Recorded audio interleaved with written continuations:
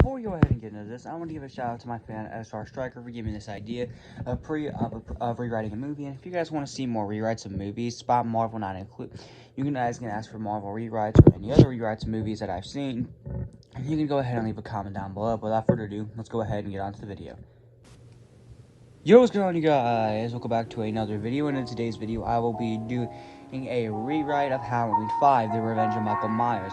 Now, originally, this was going to be my plan, as like I said earlier in the intro, SR Striker just wanted me to rewrite Halloween 6, and that was what I was originally going to do. I was just going to go ahead, change a few things about Halloween 5, and then just go ahead straight and jump into Halloween 6. However, every time I attempted to do it, I always had struggles, and I realized that this wasn't working for some reason. I kept thinking to myself, every time I made changes, how come this isn't working? And I even cut out specific characters on Halloween 6, however, nothing was working. However, then I realized something, though. This just wasn't Halloween 6's fault, even though I hate that movie. No. This is another movie's fault as well. It's also the film I'm rewriting today's fault, Halloween 5. And now there are so many problems with both Halloween 5 and 6. For starters, Halloween 5 was released less than a year after Halloween 4, which that's, first of all, that's not a good sign. That's a sign that's rushed. While yes, Harry Potter was released back to back to back, they took time, and they were even at some points willing to delay stuff. However, this film they did not have any interest in delaying it, and they were willing to get anything out the door. And also, some of the changes they made in this film were weird. Like, why is Tina the sister character for Jamie and not Rachel? Yet you, like, what the heck? And plus, everything Rachel went through in Halloween 4, you kill her off like this? Are you kidding me? If you also talk about the fact that the Curse of Thorn. Oh boy, how do I even begin this? So I feel like if we're gonna fix Halloween 6, we're gonna have to fix Halloween 5 first. And these two films are just cluttered with multiple plot lines, plot holes, as well as other stuff that's not resolved. In fact, some of the stuff isn't even resolved in Halloween 6. So I'm gonna have to go ahead and do this myself. So I will be rewriting Halloween 5 and 6. Halloween 6 will release later on in October. Now, for the video, let's go ahead and rewrite this piece of garbage that is Halloween 5, The Revenge of Michael Myers. Okay, so the first act of this film, no. The opening, just no. Like, what happened to Michael's mask? What is wrong with Michael's mask? What happened to it? Now, I get the thing that they need to change up the mask for every entry, at least that it is now. At least that's how it is nowadays. However, this makes no sense. Michael should still have the Halloween 4 mask. As much as I hate the Halloween 4 mask, I think the Halloween 5 mask looks much worse, and a lot of people stand by that as well. And also, how did Michael's mask get like that? How did it get stretched out? What, did the water or the rocks there stretch it out somehow, or did the old guy do it? We also talk about that as well. Why the hell does this guy let Michael stay in his house for an entire year? Why doesn't he call the police or anything? Or at least do something about it? He just lets Michael sit there for an entire year. And I know the original stupid plot thing, how the guy there was originally going to give him the Curse of Thorn or whatever. However, that's also not going to work either, and I'll get to the Curse of Thorn later, because, oh boy, I have a few things to say on that. The fact is that Michael should not have stayed there for an entire year, and the mask should not be the Halloween 5 mask. Plus, I generally think the Halloween 4 mask looks a lot better than 5. Like, as cheap as the Halloween 4 mask looks, because I will stand by that, it looks cheap, it should still be the Halloween 4 mask. Maybe with a few tweaks to changes there, consider the fact that the Halloween 2 mask is the Halloween 1 mask, it just looks a bit different, due to the fact that it looks a bit old. So if anything, Michael's Halloween 4 mask should be a little bit battle damaged, if anything. Similar to the Halloween Kills mask, where it's the 2018 mask, just a little bit battle damage. So in my opinion, that should have worked. It should still be the Halloween 4 mask, just a bit battle damaged. Alongside this, though, Michael should not stay in this guy's house for an entire year. If anything, I just have the opening out. He can still escape from the thing and go into the river, and he still ends up in the guy's house, except this time he kills him and escapes into the night. This way, he hides out in the woods. Then we cut to the opening, then we cut to Jamie Lloyd. Her being in a mental institution that's not as bad as the one that Michael went to. I do like that. So you guys, however, something I would like to explore as well is the environment there. It's something we never really got to see, though. I mean, we got a little bit of it, but in my personal opinion, it would be much better if we get to explore that environment, get to learn some of the characters, as well as Jamie's crush in this film being Billy. I feel like this would be a much better way to explore Jamie's character and see how much she's grown and how traumatized she's been since the events of Halloween 4, the return of Michael Myers. In my opinion, this would be a much better way to handle this. Alongside this, Rachel will be there by her side as well, as would her foster parents, as they do hope that she does get better, with obviously Jamie's stepmom also being heavily scarred along with the entire family. Alongside this, Loomis will also be there as well. However, I am toning down Loomis being crazy. I get why he was crazy in the original Halloween 5, I do, but come on, man, you're screaming at a little girl who can't talk, who's scared for her life. Are you serious? Because I'm changing that. Also, something I want to point out here, Tina will not become the sister figure for Jamie. That is still going to be Rachel. The entire trilogy should have been Jamie's full trilogy, which Halloween 6 changed that, and Rachel should have been the sister figure for the entire time. She is not going out the way she did. If she is, she's going out in a much better way, but she is not going out in this trilogy. Maybe she'll go out in Halloween 7 or something, which I was also thinking about doing something about that with H2O, but she should not be going out in 5 or 6, because this Rachel's still going to stay alive, and Tina will just be one of the supporting characters instead of one of the main characters. Alongside this, when we do see Michael again, we see some little, I guess we can have some opening act where teens are going into the woods or something, and Michael does end up finding them and does kill him, and he decides to head back to Haddonfield. And also, I'm changing this thing up. The title Revenge of Michael Myers implies that he's getting revenge on something. One question, who exactly is he getting revenge on? Is he getting revenge on Jamie, Haddonfield, like Dr. Loomis? Who's he going for? I mean, I guess you could argue Jamie, because he did get Rachel along with some of her friends, or whatever, also her dog. So I guess it could be Jamie. But personally, to me, he should be getting revenge on the town of Haddonfield due to them spreading rumors about him, and the fact that's where his murder spree began. Plus, the town of Haddonfield has messed with his plans last year on trying to kill Jamie. Because this is where I'm changing it, though. He's going to get revenge on the entire town of Haddonfield. This is why he wants to go back there. He wants revenge on the entire town of Haddonfield while also getting Jamie. Since the town of Haddonfield interrupted him from getting Laurie at Halloween 2, and also interrupted him from getting Jamie in Halloween 4. And he's starting to get tired of this, as well as Dr. Loomis. So he knows that he's going for the entire town of Haddonfield, specifically Dr. Loomis. That's who he wants, as he's interfered with the schemes long enough. That's where we can have the opening title card. Then we can have the whole connection thing, which also, I'm going to tell you something, though. The connection thing is just weird, though. They overcomplicated it, so I'm just going to be simplifying it here. They do have a connection, and Jamie does know where Michael is going. However, if she could still be muted, she can. And then also, by the way, for the connection thing, I know why part of the problem is. It's the whole stupid Curse of Thorn thing. First of all, I'm just going to give my opinion about the Curse of Thorn. What was the point of introducing them? This retcons everything in Halloween 1, 2, and 4. Because the entire point of 1 is Michael's an unpredictable serial killer who just got the powers out of nowhere and randomly became a killer in a usual American household. What was the entire point of that? And also, the babysitter that watched him that was mentioned in Halloween 6, she was nowhere to be seen in 1, or 2, or 4. What was the exact point of that? And also, Dr. Webb being the Cult of Thorn leader, that's a terrible idea as well. And this goes everything that Michael Myers stands for. You can swap the whole family connection Michael keep killing them, but maybe this is why I'm changing stuff here. The reason why Michael wants to kill him is that he wants to get all remnants of his family out the way. This way he can just go on a mass murder killing spree. So Michael just wants to kill because he just wants to kill. And alongside this, though, he also wants to get his family out of the way. This way he can just kill whoever he wants. So that's the reason why Michael's killing, and I'm changing that. Plus, the entire point of Curse of Thorn is just stupid. Maybe Michael and Jamie can solve the connection thing, which I am doing still. Jamie can still be muted by something. I don't know why. But this time, the reason why it's getting muted is because she's slowly starting to turn into Michael. Alongside this, she goes to a specific trance where she ends up walking slowly and does creep some of the children out. Thus, showing that Jamie might indeed become her own version of Michael Myers. Thus, Jamie has to fight it, so that's her motivation in this movie. She needs to fight to not become like her uncle. That's the entire point for her in this movie. Alongside this, with Rachel and Dr. Loomis being by her side. Rachel and Dr. Loomis are clearly split by this. Dr. Loomis wants Jamie to help him to go find Michael. Meanwhile, Rachel just wants Jamie to get some help, though. And the two of them are going to have a few arguments about this. With Rachel saying that it's wrong to do this. However, Dr. Loomis is saying that they have to stop Michael before it's too late. And I'm also going to put something on here in general, though.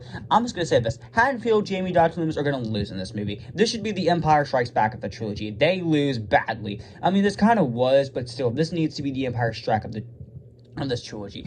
Because of this, Michael will indeed come to Haddonfield and succeed. He's not going to kill Jamie, but you'll see what I mean later on in the rewrite. You'll see what I mean, but this one still has to become a movie review. But anyways, so because this, we then see Michael as he finally arrives back in Haddonfield, and he sees the police force has expanded. This time I'm changing the whole Loomis is yelling at the cops thing. We're going to see that they actually did end up looking for Michael's body. Yes, that's what they should have done instead of just leaving the damn body there. So because as they end up looking for Michael's body, however, they unfortunately do not find it. And this is the indication that Michael did indeed survive the blast. And that's because of this. The police are going all around Haddonfield, making sure that Michael's nowhere. And that's because this Michael knows is going to have to be a lot more sneaky, and this is making him more pissed off. And because of this, we can even have Michael killing a few cops here as they're getting in his way, as he wants to kill out Jamie. Then once he gets done with Jamie, he can kill whoever he wants, because at that point, he might as well really have anything to do. So Michael's pretty much killing because he has nothing to do. And that's what makes it much more mysterious, as we don't really know why he's killing and why he's just killing for fun. And in my opinion, that's what you need to know about Michael. He needs to be a mysterious person. mysterious character that just kills because why not, while also killing his family for fun as well. Meanwhile, we also get Tina. Like I said, Tina will be a supporting character, and also she's going to die in this movie as well, because what was the point of her as well? What was the point of Tina? It's because Tina is going to be dying early on. She will be taking Rachel's death as well, along with another friend of Rachel's. And because of this, they're now dying. However, I'm also changing something here as well. Tommy Doyle will come back in Halloween 5: The Revenge of Michael Myers. For those of you who don't know, he did appear in Halloween 4: The Return of Michael Myers. So because this, Tommy Doyle will indeed be coming back for Halloween 5. We do see Tommy Doyle this time stalking Rachel or whatever, clearly traumatized. However, we get to see a lot more of the traumatized side of Tommy, and how bad he's really become, though, and how he's clearly mentally. He has to take medication due to the fact that Michael's traumatized him so bad, and he feels guilty that he could have not done more to help Lori, as he has heard about Lori's death, and he feels guilty about this. And also, the Sam and Rachel do know each other, alongside this, though they do also know that Michael could indeed be back, and they also have to be very careful. Alongside this, we can also have some fun little cameos here from Lindsay Wallace, who did appear in Halloween 4: The Return of Michael Myers. And Michael's all this time is clearly stalking them, and he does recognize Tommy, and he decides that he can potentially kill him, as he was also part of the reason why he wasn't able to immediately go after Lori. Tommy spotted him, and he did let Lori in, and that's why he wasn't able to kill her immediately. Thus, Michael does have a grudge against Tommy because of this, and thus he does plan on going after Tommy Doyle. Meanwhile, we cut to Rachel back at the mental institution, as we get to see more of that environment as well. And we can clearly see that although she does indeed have a good time there and a crush on Billy, though, some of the other kids do still see her as freaks, being in the niece of a mass serial killer. And Jamie's obviously clearly affected by this, with Billy standing up to her, which in my opinion, this would show a lot more of the environment and show the attraction between the two a lot more. And we'll be seeing a lot more Billy in Halloween 6, don't worry. And Dr. Loomis is still clearly worried about Michael, with him telling Jamie this. Then we get to Michael as he stalks on more of the police, though, and sees some random people out in Haddonfield, some random teens. So you can just either be Tina's boyfriend or something, as he's going to look for Tina, whatever the guy's name is. I'm pretty sure his name is Mikey or something. Or whatever. Michael can still go ahead and kill him, damage his car, whatever, and you can use his car to his advantage to go ahead and reach out for Rachel or something, and this way he can bring her to the party and finish her off right there. So that's another target out of the way, and thus he gets closer and closer to dealing with Jamie. Meanwhile, Jamie is still getting prepared for this Halloween party that the mental institution is having that night, and we do see her get the costume a lot well, as Rachel does end up bringing the costume to her, and she does end up getting prepared, and does end up heading back home. Meanwhile, Dr. Loomis is clearly heavily suspicious, as Jamie's in the middle of a trance state, and she begins to walk around slowly like Michael, and she does begin to stalk everyone at the mental institution. So pretty much, we actually get to see one of these scenes instead of being told about it. Because as Jamie, we can clearly see that she is still traumatized, and Michael can sense this as well. And he's actually thinking, maybe perhaps he doesn't kill Jamie. Perhaps he can get her on his side. And this way, the two of them can just murder for fun. And Michael ended up contemplating this, and Dr. Loomis has a feeling that Michael might be contemplating this as well. And thus he needs to figure out a way to cure Jamie of this before something bad does happen. And also, by the way, none of the stupid Curse of Thorn scenes are going to be in here as well, like I've said. So this movie is probably going to be a bit shorter than the original version of this, but overall it's going to be much better. And because this, Michael does end up getting prepared and does end up stealing a Halloween costume while also killing the teen in the process, as well as he also ends up killing a group of people as well, thus showing that Michael is out for blood and he's ready to get revenge on the town of Haddonfield. And his big plan starts at the Halloween party and the abandoned field with the teens. There he's going to planning on killing everyone there to show the town of Haddonfield that he's not messing around. He's out for fucking blood. And thus because of this, Michael does end up picking up Rachel alongside Tommy Doyle, who, although isn't good mentally, he still does decide to go to the party as well to at least calm down a bit. However, unbeknownst to him, Michael is right there driving him. Thus, he does end up driving them to the party. Meanwhile, Jamie is getting prepared with Billy, and the two of them do end up sharing a kiss right here, and they do get prepared for the party. Meanwhile, we come back to Michael as he drives them there. Michael decides to play the sneaking game and does end up walking around everyone there, and he does slowly plan out the attack. Also, something I'm going to point out here, though, Jamie cannot sense where Michael's about to happen, though, so she has no idea what's about to happen to Rachel there. So because of this, I'm changing that as well. The only connection is that Jamie's slowly starting to become like Michael. That's it. She's not seeing where Michael is at the moment, and that's, in my opinion, works a lot better, as it makes stuff way too overcomplicated, and the whole trying to figure out where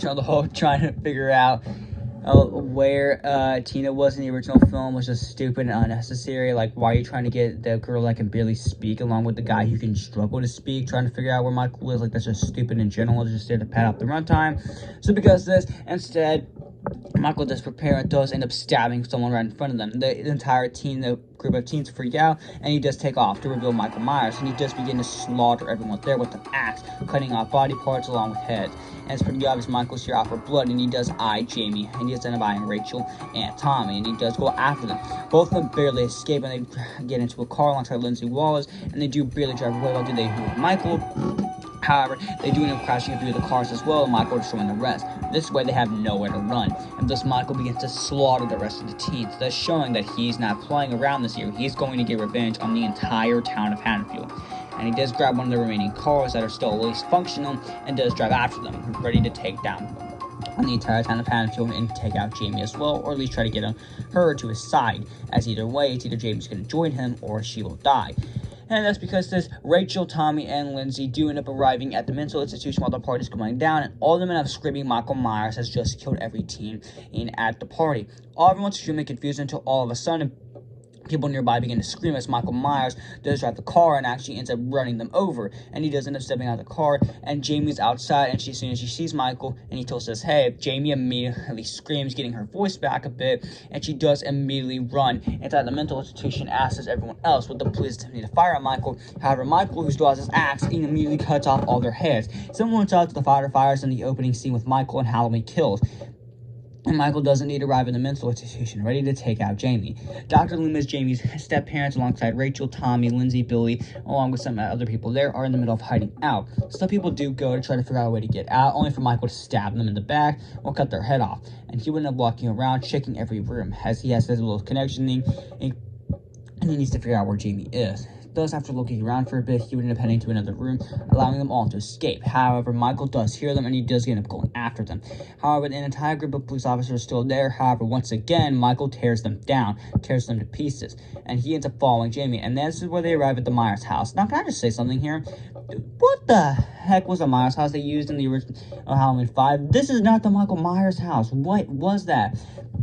And apparently we get an excuse of this in Halloween 6, and now they renovated it. You renovated it from that to that. That makes no sense. Because it's the Myers house, will it still be the same that we saw on Halloween 1 and 2? Because it needs to be. Like, this makes no sense.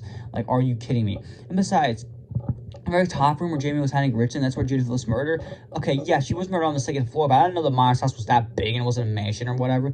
So because it's still just a regular American household, that's what it needs to be. And we can even get some flashback scenes of Dr. Loomis first arriving at the Myers house to pick up Michael and drive him to his mental institution.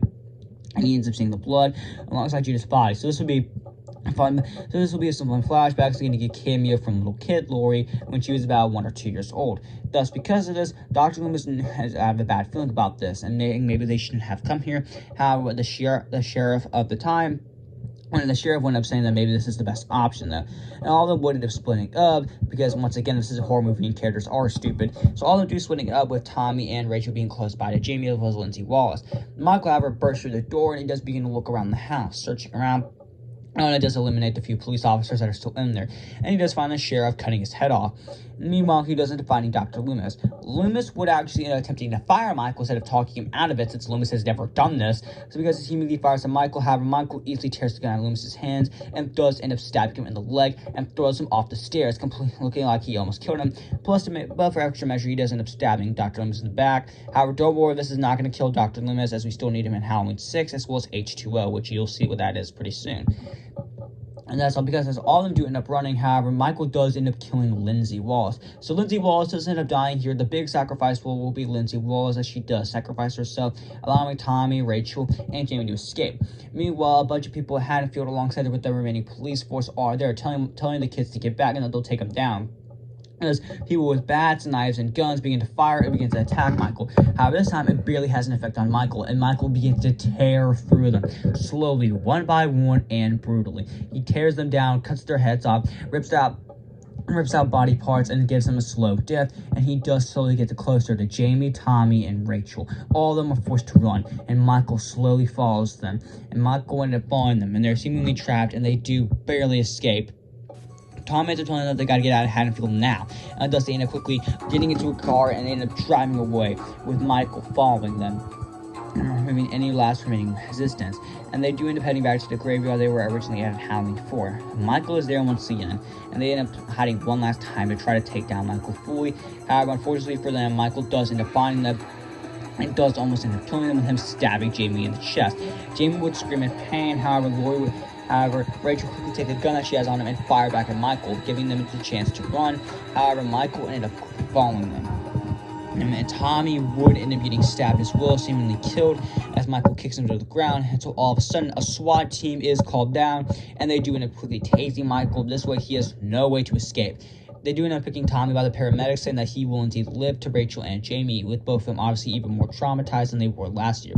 Meeting up with their parents, and they would end up saving Michael, with Jamie even commenting how he'll never die. When all of them leave, however, they all of a sudden hear something though. Michael ends up tearing through the bars and begins to slaughter a SWAT team and the remaining police force, and does escape into the night. Jamie, Rachel, along with their parents, do end up eventually back at the police station, and they see this with Jamie crying, screaming no, and they would all realizing that they have to get out of Haddonfield now, as Michael could comfort them. And Michael ends up escaping into the night once again. And that's where we're going to end the rewrite of Halloween 6. So I hope you all enjoyed this rewrite. I hope this was as good because this is definitely, in my opinion, probably better than the original Halloween 5, and this does end up setting up Halloween 6 with no stupid Curse of Thorn or anything. But anyway, make sure you guys go ahead, like the video, subscribe to the channel, and I'll see you guys in the next one.